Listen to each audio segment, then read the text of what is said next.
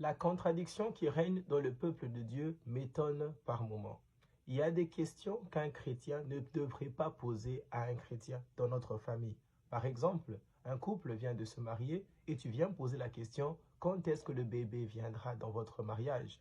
Qu'il ait un enfant ou deux, cette pression et cette question est complètement inappropriée dans le contexte des enfants de Dieu. La constitution d'un enfant de Dieu, c'est la Bible. La Bible est claire sur ce domaine, que c'est Dieu qui donne les enfants. Ce n'est pas un acte sexuel ou bien une connaissance particulière d'un bon ou d'un mauvais partenaire, mais c'est Dieu, par rapport à l'onction qu'il a délivrée à ta vie et l'appel qu'il t'a donné, qui décidera si tu dois avoir un enfant dans ton parcours, dans ta vie ou pas.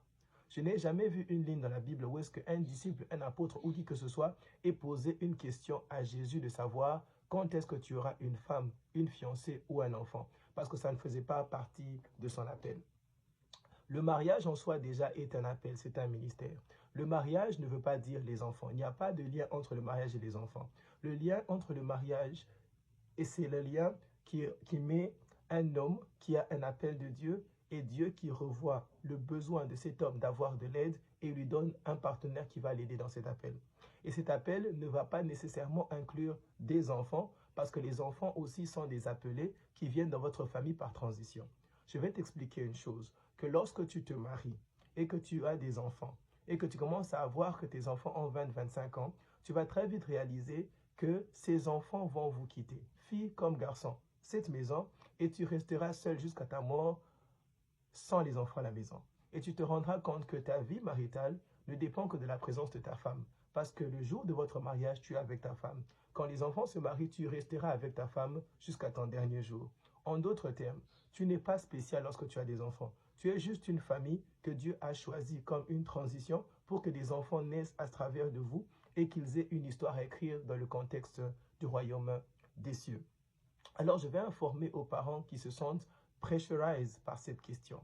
Vous avez le droit de donner une réponse qui vient de la sagesse de la parole de Dieu. Si un chrétien te pose une question pareille, sache déjà dans ton cœur qu'il n'est pas chrétien. S'il a la connaissance de la parole de Dieu, tu lui répondras que tu sais très bien que c'est Dieu qui donne des enfants, c'est Dieu qui donne des familles, j'attendrai son temps. Et s'il ne choisit pas de me donner une famille, c'est parce qu'il a un appel, une mission différente pour moi et mes enfants. Ils sont fiers d'avoir 6 ou 7 enfants, mais posent la question, quelle est la qualité de vie de ces enfants? Ces enfants sont des alcooliques, ces enfants sont des gangsters, ces enfants sont en train de tuer des enfants et détruire des vies dans la nuit. Quelle est la fierté du royaume des cieux pour un parent qui a 5 enfants, mais les 5 enfants sont en train de causer de la peine dans les foyers des autres? Tu vois, le ministère du mariage ne t'appelle pas directement au ministère de la paternité et de la maternité. Être parent, c'est une onction. Savoir éduquer les enfants, c'est une onction, c'est une responsabilité, c'est un fardeau en soi. Tu n'as pas entendu ces couples où est-ce qu'ils avaient des enfants, mais le père a tué ses enfants, ou les enfants ont tué leurs parents, parce que quelque part, un esprit est entré et a détruit l'appel de ce couple ou de cet individu. Un enfant de Dieu doit savoir qu'il y a le monde qui a ses valeurs et il y a le ciel qui a ses valeurs.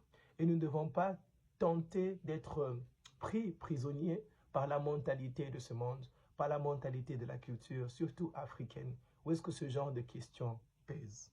Et je viens encore te donner l'opportunité ce matin de te répondre de ce genre de questions ou d'éviter de les poser dans le futur. Laisse la liberté à Dieu d'agir dans un couple et dans un mariage.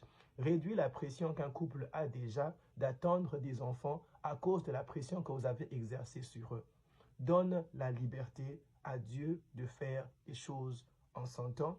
Laisse la liberté à Dieu d'accomplir son appel d'un individu, d'une femme et d'un homme dans leur vie sans la pression du diable qui t'utilise. Que le Seigneur te bénisse abondamment.